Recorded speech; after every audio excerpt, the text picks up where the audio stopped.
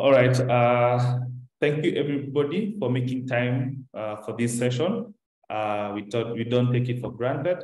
I hope that whatever we discuss during this session will be beneficial to you in one way or another.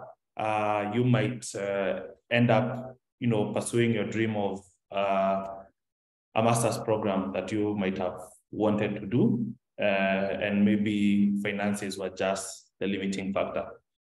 So without much further ado, I present to you Mr. Munya. He's the head of business development at Mpower Financing, and we'll let him or give him a chance to introduce himself. Hi, Munya. Hi, Duncan. How are you? Good. Thank you very much for this time. Yeah, take it away. Just introduce yourself before I go on to the next questions. Yeah, excellent, excellent.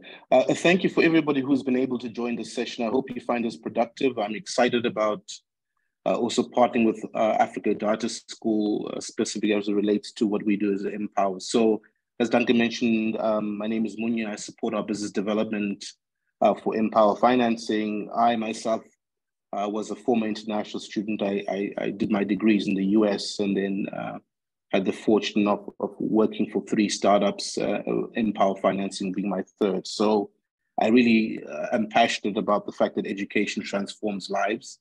It transforms people's career trajectories. And more importantly, as we specifically talk about master's degree programs, I'm a firm believer that the future now is in STEM, data science. But we can have more discussions about that, but really excited to have some discussions about how we as Mpower can support the dreams of students who are looking to study, especially STEM subjects in the US and Canada. Thank you. I really love what you said. Education has the power to change career trajectories of people. And I really agree with that. And we've seen it over and over. The people who learn the new education is basically new things coming and you need to know. So the people who are first to know those things end up most of the time being in a better position than someone who doesn't invest their time. So, what is Mpower? What is Mpower Financing? Yeah, thank you. Very good question. Maybe I should provide some context for those who might not have heard of Mpower to give you a sense of what I call the excruciating journey. And I'll give you my individual example, right? So I'm originally from Zimbabwe and I did my undergraduate degree in the US. And so one of the first things that one has a challenge, especially if you don't have a scholarship, is how are you going to fund a $100,000 education, right? Unless you've got wealthy parents, family, it's a challenge, right? So then you say, okay, well, let me go to get a loan. So you go to your local bank anywhere across Africa, they'll say, that's fine. You want a $100,000 loan. We require some sort of deposit or surety. So for argument's sake, it's $25,000. So you're gonna have to find $25,000. So that's the one thing. And imagine you do find the $25,000, it's $75,000, which you have to find the gap. So maybe you get scholarships, maybe you land in the US, and then you get some funding. But once you land in the US, right, then there are all the other ancillary expenses. You got accommodation, you got healthcare, and I think you're probably aware that most countries require healthcare for you to even get on a plane. Sorry, then you got your visa expenses. You land in the US and Canada, right? Then you continue your education, but then you've got to then find a job, right? And then you've got to also look at all of the other financial services which you as an international student don't have any access to. And I always like to also give the example that, my wife did a PhD in the US and she had a bank account. And once she finished, she got a letter from the bank to say, thank you very much for using this bank, we're going to close the bank down. So the whole premise behind this whole example is that most international students are actually financially excluded, right? We have made life easier for those students, and especially promising students, to get access or the same level of access of education and education opportunities than other people would be in the developing world. And that really was the foundation of Mpower. Both Mike and Manu, our co-founders, we've been around for 9 years. We were founded in the US, in Washington, DC. And both Manu and Mike were international students that faced the same issue and challenge that we as African students face. And that was the beginning of Mpower's. How do we provide promising students the ability to pursue both their academic and financial aspirations, specifically as it relates to being able to fund their education in the US and Canada? And so that's really what we do as Mpower. And what we're also excited about is that we've also come up with the what we call our unique value proposition, which is we don't ask for any collateral. So the $25,000 I was talking to you is something we will not ask for, and nor will we ask for co-signers. I think we're all aware that, especially as students, we might ask for parents, guardians to co-sign the loan on our behalf because we have shown no financial traction or we have no credit history per se to be able to demonstrate that we're able to pay the loan back. So those are really two important unique value propositions for us, is providing a loan for primarily education, for primarily international students to pursue their education in the US and Canada without having to put down any collateral or to have to provide some sort of co-signers through a parent, guardian, or any other family members. So that's just a long sort of overview, but hopefully that gives you some context. Okay, so Mpower Financing is basically, you want to do a master's in USA or Canada, you have the letter of offer from those universities. You don't have the financing. Mpower will give you the cash, and you don't, your payment period does not start immediately you get into the university, correct? Another good clarifying point. So if you recall, I was talking about the example of my wife who did a PhD, right? And so she was in the program for 7 years. So for that 7 years, she had transactions that were going in and out of a bank account for 7 years, right? And when she graduated, the bank said, "Thank you very much," to close the account. Now, what we realized as Mpower was that we needed to find a way for especially international students to have some recognition of the transactions that they have done while they're in university. And so the key thing that we determined that we needed to do as a firm was that, how do we ensure that for every payment that a student makes, it actually goes to build their credit score in the US specifically? So in the US, what we have done now is that we anticipate and expect that the student actually starts repaying the loan while they are still in university. So they will actually pay the principal only while they're university for 30 months, and then they can pay the principal and the interest. So think about the interest being the smaller amount that you have to pay, and then once you've graduated, you're paying the small amount plus the principal. And that's very important, because now what we've been able to do is, for the period that the student, especially in the US, is in university, we are able to demonstrate through their payments that they are actually good for some credit. So we find most of our students, once they graduated, are able to access other financial services, which they would not have been able to access without an Mpower loan. So that's very important, is that, yes, we actually expect that the student starts to repay the loan while they are in university or while they're in graduate school, as opposed to waiting until they complete their courses and study.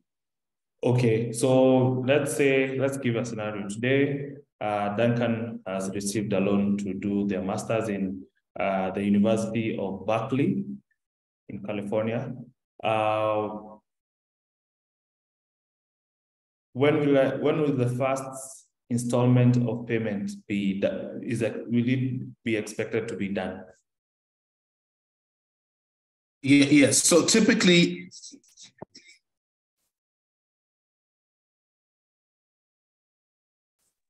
can you hear me now?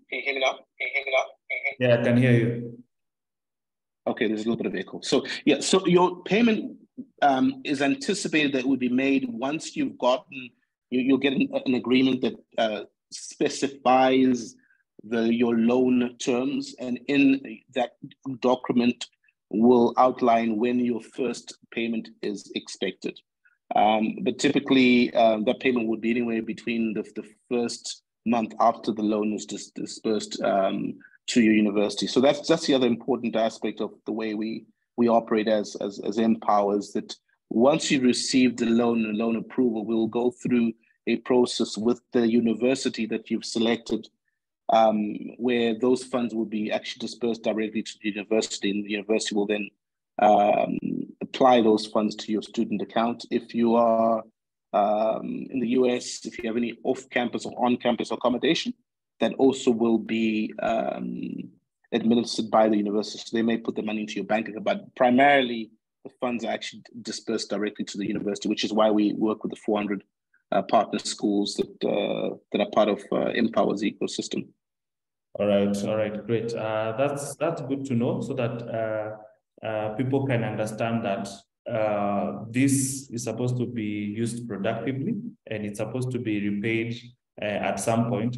And what it does, it alleviates you of the burden of knowing that once I start this master's program, will I finish? Yes, you'll finish because the money is already there. So all you have to do is chuck just some more small amount every month to go towards your tuition. Okay, so the other question I had for you was, why should someone take, apart from the point of funding my education, why else should I take a loan instead of taking going to a bank? Okay, sure. I think there are two components to that. I think the first, as I mentioned before, was the fact that we want to build a student's capabilities for their future careers. And part of that is credit, the ability for you to demonstrate that every month I'm able to manage a payment every month, right? And that's where this credit scoring building I talked about is something that's not available with other alternative means. I think the second I mentioned to you was the fact that we're not asking for any collateral, we're not asking for any co-signers, so that's also important. I think the third for me is that I think as an African, we've always been accustomed to the idea of scholarships. And I always say that the world just simply does not have enough scholarships. Right? We simply do not have enough scholarships that will be able to support students within the ecosystem. In fact, we have a partner who recently joined our ecosystem out of Nigeria. They have a scholarship fund of about 10 million, right? And they were saying to us, we simply don't have enough funds available to fund every single student. And the other aspect of those scholarships is they don't cover everything. So we also have a partnership with a number of partners within the ecosystem where they may be able to get funding for their tuition, but their other expenses, their educational expenses relating to, again, off-campus, on-campus accommodation. I mentioned healthcare expenses, books, the other expenses that may not be covered by your scholarship. And so I think it's also important to keep in mind that there's just simply not enough scholarships globally that will facilitate the demand that we are seeing for education, especially across Africa. All right, great. No co-signers, no collateral, ability to create your credit score in both the US and Canada. Yeah, I think, is there anything I missed on the other benefits apart from those three? Yeah, so I think just to be clarify, so the building of your credit score happens in the US, not Canada. So that's the one aspect of that. We also have something called Path to Success. So what we want to do is really prepare students for what a career looks like post graduation. And in fact, I don't know whether this is probably a good time for me to share that slide. I just wanted to give maybe our participants a sense of the kind of impact we have seen for students globally. So I wanted to give an example of Caroline. So Caroline is a student who happens to be from Nairobi. She's a junior data analyst. And, her salary is around 5,300 US dollars. And I've sort of kind of given you some equivalent of that, what that could be on an annual basis in Kenya, right? And she has decided she wants to take her career to the next level. And so she decides, look, let me go and apply for an Mpower loan. She looks at 3 or 4 schools. She gets a great offer from Illinois Institute of Technology to study a master's in computer science. While she does that, she does assessment. She applies for an Mpower loan. Mpower says, look, we're willing to give you $40,000 for your loan.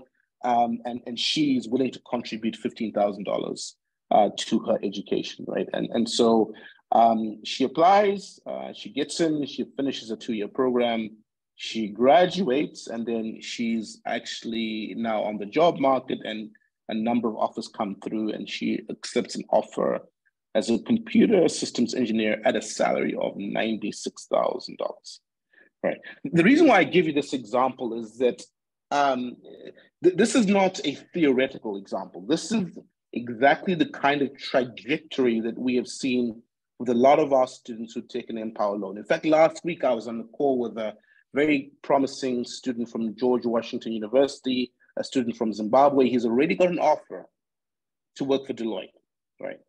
And he was actually saying, Munya, do you actually realize that my Mpower loan, the payback period on that Mpower loan is less than a year and a half, right? And so I've also been able to literally multiply my salary in an only 3-year period. So this is the reality that we are faced with as students, right, on determining what our career path looks like. And you'll see I reference STEM, and we can talk a little more about that. But I really wanted to give you a real practical example of what this means. And in fact, last week, the World Bank came up with a World Development Report specifically around migration, refugees. And you'll notice in the report, and I would encourage you all to read it, it talks about this idea of migration, that migration happens. And this is not refugee migration. I'm talking about economic prospects where people are leaving their home country to go and seek for economic prospects in other countries. The destination country, meaning the country that will receive them, is typically a country that has a deficit of certain skill sets that they're looking to fill. And that's why I think it's important that as one thinks about the investment in an Mpower loan, right, the end goal is to make sure that we can continue to drive and meet your academic and financial aspirations. And part of that is just a better life for yourself and your family, right? But I thought it'd be helpful just to give you an example of Caroline to kind of make it a little more practical in terms of kind of the type of students we are seeing who come through and apply for Mpower loan. And in my case, specifically focused on some of our African markets. Kenya, Nigeria, Ghana are just 3 of the many markets we've seen some incredible traction for students who are really looking to take their career to the next level. So yeah, thank you. That's helpful. Okay, that's great. I think that really gives a whole context of what someone should expect. So, what courses do you give loans for? Like, if I choose to do film and arts, will I get a loan? Yeah, that's a very good question. So I think the first point I need to preface is that Mpower does not discriminate. And what I mean by does not discriminate, if a student wants to study a master's in law, right, they can still apply for an Mpower loan, right? Now, what I do want to keep in mind is the example I gave you previously, which is that we need to be cognizant as Africans and as students that where is the future going? Today, IBM actually, the CEO of IBM, referenced the fact that they will no longer be hiring skills for which they believe AI can do the job for, right? And that's an example for you of where we're going, right? I mean, there are arguments about whether AI will replace human beings. Google, the head of Google policy, a gentleman by the name of James Munya, was on 60 Minutes in the US last week talking about that they don't believe that AI will replace human beings, but they believe that AI and machines and human beings will have to find a way to collaborate together, right? So the reason why I give you this example is it gives you a context of where we believe the future is going. And so when we are looking at Mpower loans, part of our algorithm looks at what we call future income. We're looking at the trajectory of skill sets and jobs where they will be in 2030. The US Trade Department Labor Statistics talked about the fact that in 2030, they'll have a deficit of STEM skills in the US, right? So this is all part of why we encourage students to think, broadly speaking, and more specifically on a graduate school program, on where they believe the jobs will be and match the skill sets for the jobs of the future. And so that's why I thought it was important to mention that you can still apply for an Mpower loan if you have a master's or you're looking to study a master's in law or any other discipline.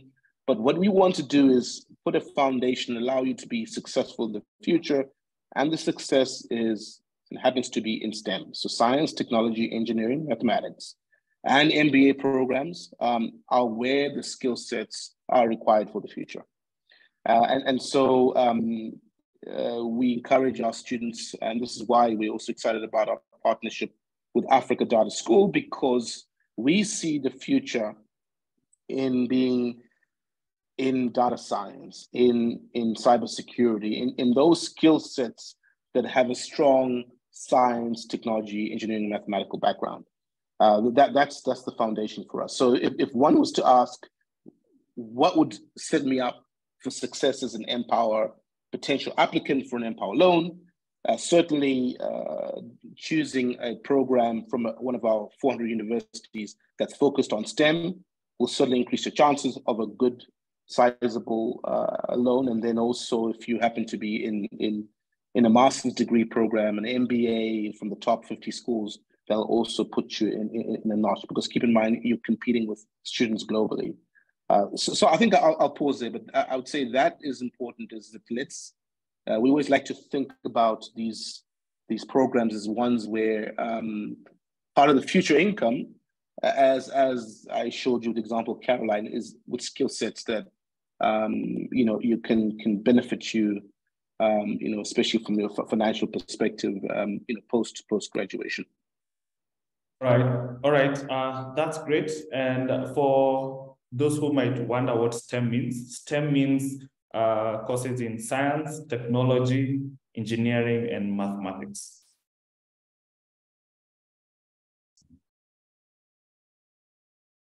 You guys can hear me?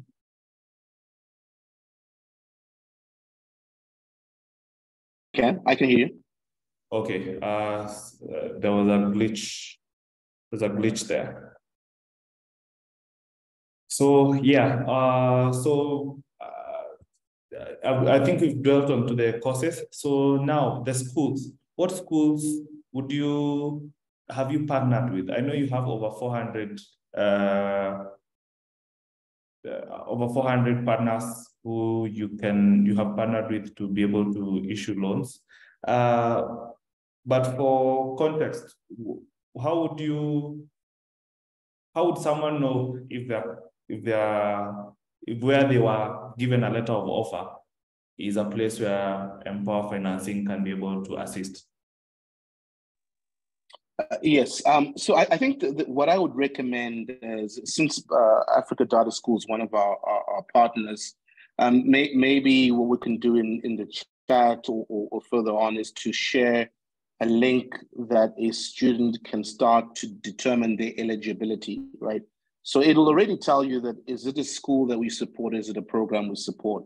I think that's very important. So students can actually start that journey now. Now, having said that, I think Duncan mentioned early on, is that the application, meaning the loan application, really starts to drive or really is in sort of, in high mode when you have received an offer letter or you have some sort of proof of enrollment, because that's part of our process, is to verify that you do have a place at this university and that you received admission. So we require that, but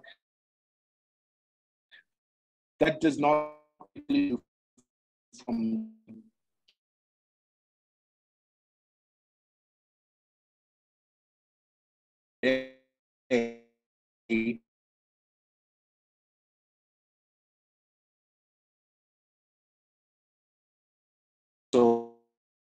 with the UTM Africa Data School, you can start your processes to go and determine your eligibility.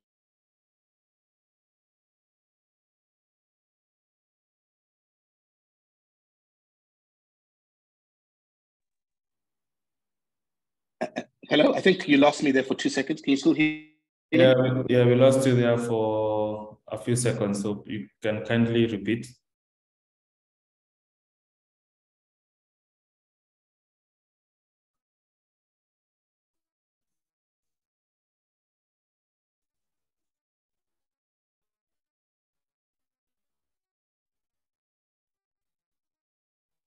Hey, Anthony Njogu, can you hear me so that we just know whether it's my internet or... Can you hear me? Hello?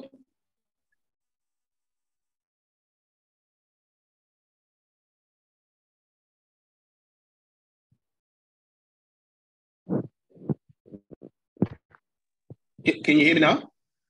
Yeah, we can hear you now. Okay, great. So I'm going to switch off my camera just because of the internet. So I was mentioning that the ideal, especially for the students who are thinking about studying, is to use the UTM link that we provided to African Data School. They can share that with you, and you can start your application process there. And then we'll take it, and then I think it'll let you know exactly where, what schools we support. Can everybody hear me? Yes, we can hear you. We can hear you. So, fantastic. Okay, fantastic. So yeah, for everybody in this call, I'll be sending out the list of schools that you can apply for, and then also I'll be sending to you the link to start your application if and when you know that you can already start, but it can be fast-tracked if you already have your letter of offer to do a master's in one of the schools that are eligible. So thank you so much, Munya. I think I'm going to give the people on this call a chance to ask questions as well. And please, if you have any questions, please type it out on the chat and I'll be able to verbalize it, or you can unmute yourself and just ask the question. So the floor is for you to ask the questions.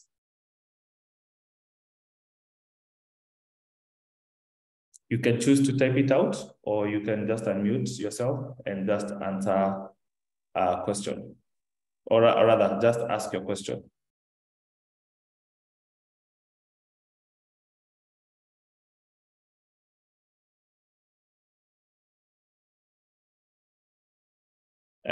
Was everything that clear? That nobody...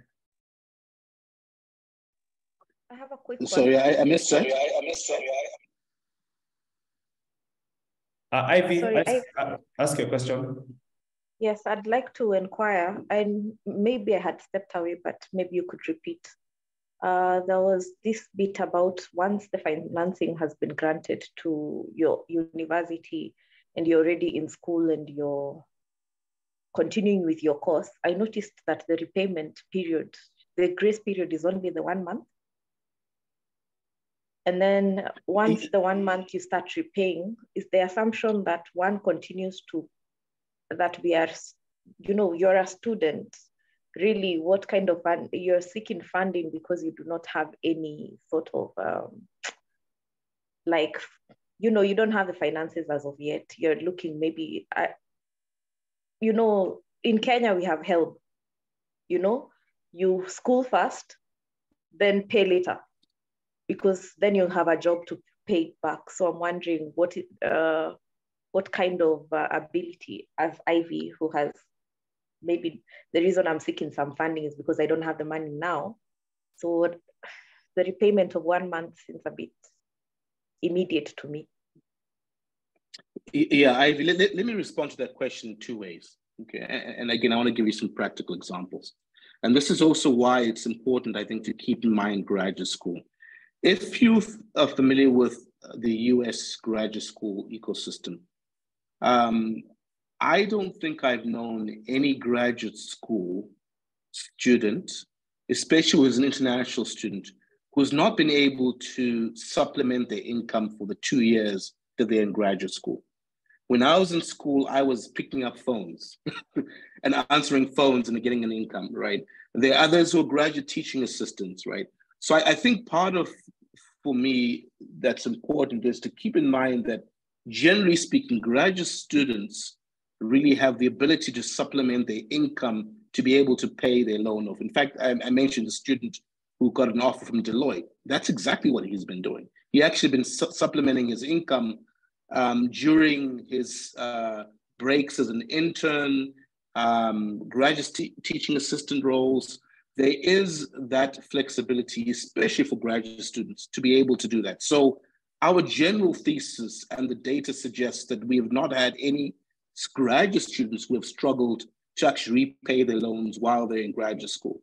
In fact, that's why we talk about it being an interest-only token payment, right? So we're not asking for the full amount. We're asking for the interest only for the duration of the time while they're still in graduate school. So that's the view, is that generally speaking, we've found that graduate students tend to be a lot more disciplined around budgeting and knowing that I've got a certain amount of money every month that needs to be paid towards my loan. And not only that, but that loan amount I'm paying will build my capabilities post-graduation. Okay. So hopefully that helps, Ivy. It does, actually, because I now understand you can actually get a job as you continue with school. So that's fine. Yeah, no, absolutely. And then furthermore, I mean, one of the things I would recommend is to keep in mind what we will ask you to do as part of your loan application process is to put together a budget. So theoretically speaking, right? Theoretically speaking, if my tuition is covered, my housing is covered, my food is covered, my rental is covered, then one has to ask, are there any other ancillary expenses that are not covered as part of my loan that would warrant me or worry that I've got other expenses, right? So I think we need to be holistically thinking about the application processes. The idea is to get you a loan so that you can really focus on your school and get some supplemental income, right? But at the same time, ensure that you're not stretching yourself. And that's also why it's important to look at the schools you're applying, what kind of funding is available, what programs, all of that is the homework the student needs to do, right? To make sure that they're comfortable with making that decision on the loan itself. Okay, thank you. All right, thanks for the question, Ivy. Thanks for the answer, Munya. The good thing about these questions is that one, it helps clarify what you didn't understand, and also for us at large, we get to understand better what was said. So Rachel Shitanda is asking, do you offer financing to Kenyan universities? That's a very good question. We get that all the time. No, we don't. And the reason why we don't is that we've got the 400 schools. Keep in mind that the premise behind an Mpower loan is we want to be able to support students who are primarily looking at the US and Canada for their graduate school programs. And so that's really the premise of this specific loan. If you're looking at Kenyan universities, I believe there are a couple of banks that do provide a facility and probably do a much better job of providing local funding in Kenya than we would be able to do. So yeah, our focus is mostly on the students. And today we've seen more than 10,000 students globally benefit from the Mpower loan. So that's really the focus for us, is assisting students as they think about the US and Canada for their education.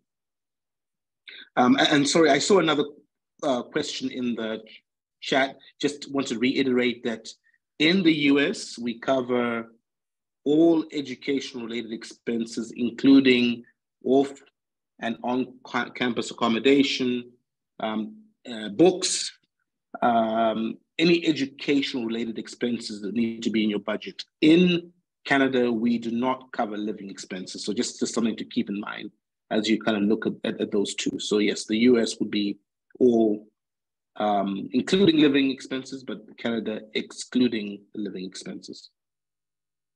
All right, great. I hope that was clear for you, Jonathan. So in the US, they cover the living expenses. In Canada, no, they don't. So I think there's a follow-up question on the same, which is, what's the maximum and minimum duration for the loan repayment, like the full loan repayment? Okay, another good question. So the loan repayment period is 10 years. There is a 2-year extension, but generally speaking, we find most of our students will repay that loan in almost half of that time. So yes, it's a 10-year loan. And I also like to go back to Caroline, right? Caroline made an investment of up to $100,000, $75,000 for her master's degree program, had salaries $96,000. So again, our data shows that most students are quite comfortable, even when they graduate, just to be able to repay that loan and in fact accelerate their payments for that loan, because it's a fixed rate. It doesn't go up. We've seen interest rates go up globally. So you can budget and plan accordingly for that loan. But yes, it's a 10-year fixed loan. All right, that's great. Thanks for the clarification. Another question by Isaac. Does Mpower also fund students attending schools that aren't part of the list? Okay, I'll address this question in 2 ways, because I anticipate this question will come up. We get this question a lot. The first is no, and the reason for that is that behind every school we support, there's a complex tech ecosystem that has been built, right? So we don't randomly or arbitrarily add schools. It's actually a very rigorous process for us to get to those schools. So just to give you context, when the Mpower started 9 years ago, the only school we supported was Harvard University. And so over the past 9 years, it's been a very rigorous process to add those schools, because behind the tech and behind everything, we want to make sure that when you, the student, applies to Stanford and you get on a plane and you arrive at Stanford, that those funds are applied to your student account and you can continue studies, is a very complex process. So that's the reason why we are very deliberate about the number of schools we support. Secondly, as it stands now, the demand we're seeing for our existing school footprint is significant, very, very significant. And so I was going to answer the second question, which always comes up, is why aren't you looking at UK and Australia? And I say the same question. My answer comes back to the fact that demand we're seeing for our students in Africa to attend our existing foreign schools is quite significant. So that's the reason why we're quite intentional about the schools that we support right now, because there's quite a bit of tech that goes behind the education process end to end. Yeah, it sounds like you are strict on that, and I hope, Isaac, that got through. So anybody else with a question before we wrap up? And Hello. Okay, go ahead, Jonathan. Yes, I think I asked 3 questions. The first one has not been answered. The repayment terms for the loan. Is it if there are interest rates? What are they? Is it 10%, 5%? what are the terms for the repayment? Hi, Jonathan. Yeah, so I apologize. I answered partially your question. So yes, it's a 10-year fixed interest rate of 13.99%, and that interest rate, right, is fixed over the period of the loan. We will provide a little bit of a discount should you sign up for what we call recurring monthly payments. So basically, that's a monthly debit out of your bank account in the US and Canada. So we do provide a little bit of a discount, but that rate is all inclusive of everything. So you won't get any surprises. I always believe in transparency, that you will be able to ensure that you can plan accordingly for that loan. So yeah, it's a fixed rate loan, which is paid over a 10-year period, with your payments commencing while you're in university. I'd say it's average about 30 months worth of payments while you're still in university, and then your interest only is during that period. The interest and principal will kick in after the 30-month period. And I believe that if you go to Mpower, there's sort of examples of some repayments. If you'd like to just also play around with that. We are working on a repayment calculator. We should have that soon, so that you can also kind of start to play around with, okay, what does this look like for me? So I think I'll be able to share that as well on the follow-up email. The follow-up email will have the link to apply for or to start interacting with the Mpower Financing portal. And then I'll also share out the list of schools. And then I'll also share the recording of this session so that you can replay and hear the different sections that you might want clarity on. So I think we are going to start wrapping up, and I will ask Munya if you have any closing words before we finish.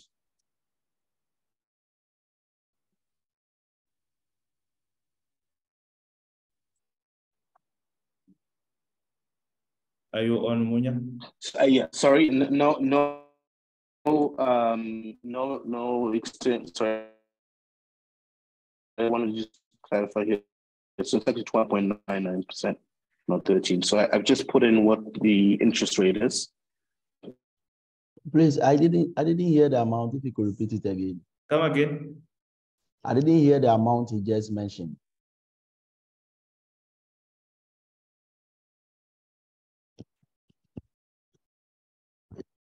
Oh, you mentioned a figure. I didn't hear it clearly. Yeah, Munya was clarifying.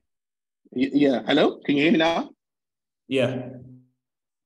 Yeah, fantastic. Yes. So in the chat, I just clarified it's 12.99%, and I was mentioning that there's a 2-year extension, but very few people actually use that extension. So if you wanted to, you could extend your 10-year period for your loan, but very few people do that. We find that most people pay back the loan in half the amount of time. So yeah, I just wanted to clarify that. Okay, great. I hope that was Jonathan. Was that clear? Yes, it was clear. Thank you. Okay. Are there any other questions? We have probably another 3 minutes or so. I can continue. I think we allocated an hour, did not. So please feel free to ask any questions. This is the time to do it.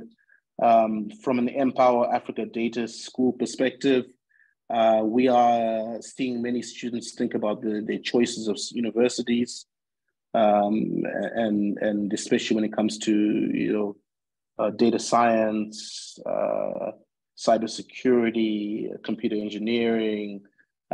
Those are the fields we're seeing a lot of the applications come through for us as students think about studying abroad, especially out of some of our markets in Africa. So yes, we're here to ask any other questions you have.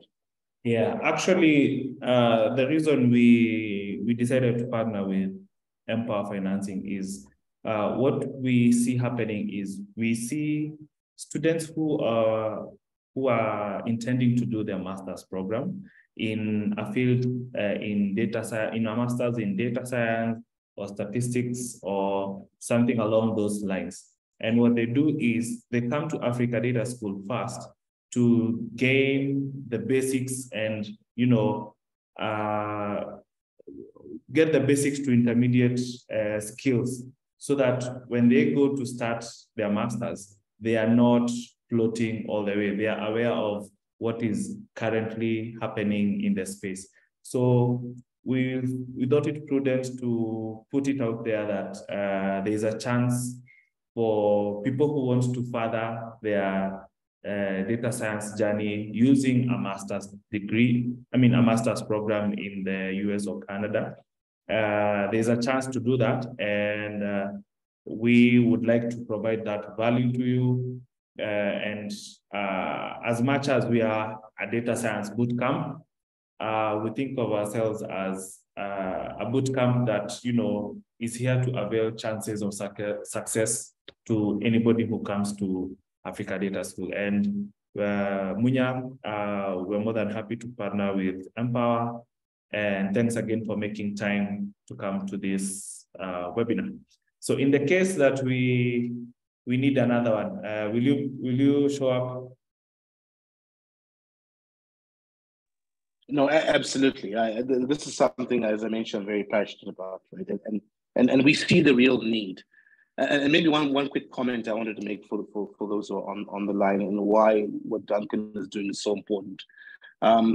In February, I met one of the largest banks in East Africa, and they told me something quite shocking, right? Which was that they are losing some of their most talented people at an unprecedented rate, right? So when you think about data science, you look at the skill sets that I referenced early on.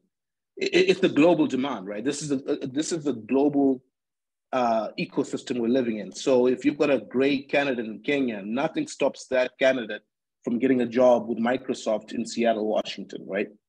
Or nothing stops that candidate from coming back to Nairobi, Kenya, or Lagos, or any of those markets, and being part of an ecosystem where they can still be able to do well in that ecosystem and probably drive and demand the salary that's equivalent, similar to what they would have had before, right? And I mentioned Caroline, right? Caroline's got a lot more negotiating power with a master's in science than she did as a junior analyst with a bachelor's degree, right? So these are the dynamics that I think are important as we think about why what we do is so important and why we're passionate, is because we believe that African students have incredible potential, right? On a global scale. Right, on a global scale. And this is what we want to do, is be able to help the students through an Mpower loan get to that next level. So yeah, I thought I would just kind of mention that. But thank you. Yeah, I'm happy anytime if we needed another webinar. We're happy to be able to provide any additional information you're looking for. All right. Thank you very much for those closing remarks. For anybody who came into this meeting, I'm guessing you either came through our alumni or current cohort network of Africa Data School, or you saw a link from our socials, or you got a link from signing up